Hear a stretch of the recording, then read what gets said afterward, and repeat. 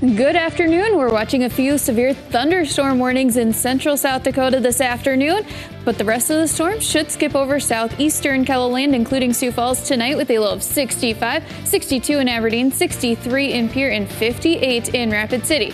Tomorrow, there is another round of afternoon rain and thunderstorms possible with a high of 88 Sioux Falls, 82 in Aberdeen, 83 in Pierre, and 78 in Rapid City. We'll take a closer look at these upcoming storms in just a little bit. KELOLAND's First at 4 starts right now. Live from KELOLAND Media Group, KELOLAND News First at 4.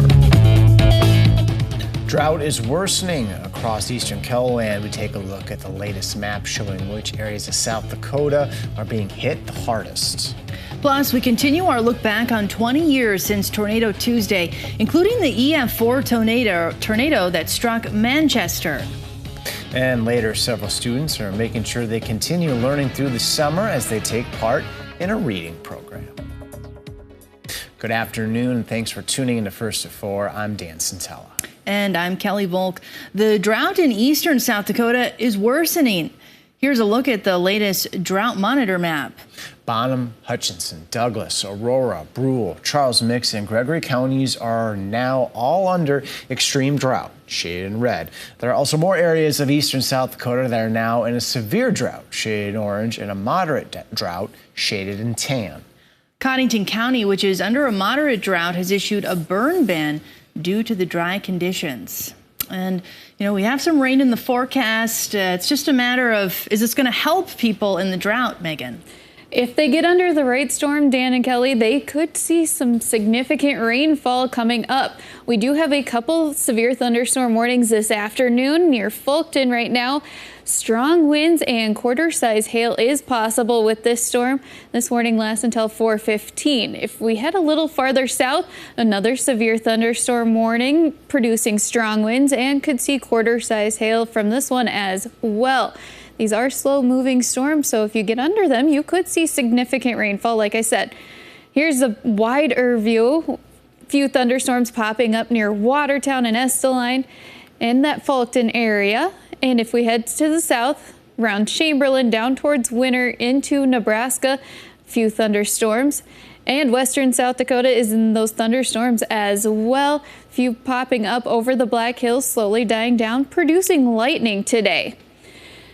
This evening, we do have this marginal risk for severe weather in south central into northeastern KELOLAND, shaded in green. Our main threats are going to be hail and strong winds. Otherwise, for tonight, these storms will miss southeastern KELOLAND, including Sioux Falls.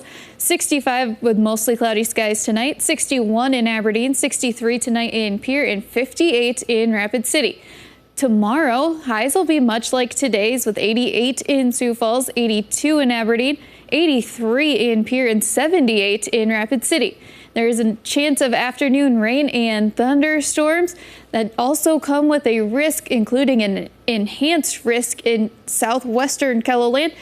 Hail and strong winds are going to be the main threat, but in southwestern South Dakota, we could see an isolated tornado or two. We'll take a closer look at those storms in just a little bit. All right, thanks, Megan. Some Iowa landowners are upset that a final hearing for the Summit Carbon Solutions pipeline has been bumped up to August instead of waiting until after harvest. People that don't want the project to happen were trying to push it back until next year, especially since farmers would be tied up with harvest during October. Now they say the Iowa Utilities Board is trying to fast track things, and landowners want the board to delay the hearing. If they think August is the downtime for us farmers, it's not. I'm mad, and I'm turning that into a voice and speaking out. A legal expert said there wasn't any warning about the hearing possibly moving up, except for Summit Carbon asking about wrapping things up this year during a status hearing earlier this month. And we don't know what they are talking about with each other, and what kind of conversations that they are having that are the types of things that normally we would expect to happen during an open meeting. So there is a lot of secrecy here in terms of how this process is playing out. Ryan says there are almost 1,000 easements to evaluate. She worries the board won't have enough time to do their due diligence on everything. The South Dakota Board of Regents wants a tuition freeze at public universities in the state. The board is asking for nearly $4.5 million to make sure universities don't increase tuition for students. This was just one in a long list of budget requests from the Board of Regents. Members will now decide which request to forward to Governor Kristi Noem for her consideration. State lawmakers would then decide during the next legislative session which budget items to approve. The Iowa High School Athletic Association is taking its broadcast partner to court. The association is asking the court to stop the Iowa High School Sports Network from charging fees for online streaming beginning with next month's high school baseball championships. According to the network's new plan, fans would pay $9.99 for streaming of one state tournament game or $18.99 for a tournament pass. In their lawsuit, IHSAA claims that the pay-per-view model violates the basics of the contract between the two that provides for free broadcasts of championship games. Parents and coaches worry this fee will prevent families from being able to watch their child's games. Free access makes a big deal in changing that now, particularly relative to other online streaming services where you pay $10 to $20 a month. They're going to get pushback.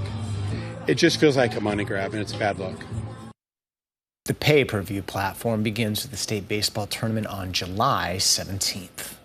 The Sioux Falls Community Foundation made a big announcement today about getting more local families signed up for internet service. Today, I'm excited to share that the Sioux Falls Area Community Foundation is stepping forward with a $50,000 charitable investment to help advance digital equity across the city. That $50,000 will go toward hiring an enrollment specialist who will work with eligible families to apply for federal financial help for internet services. Find out what kind of impact the grant money will have on families who can't afford the cost of getting internet. That's tonight on KELOLAND News at 5.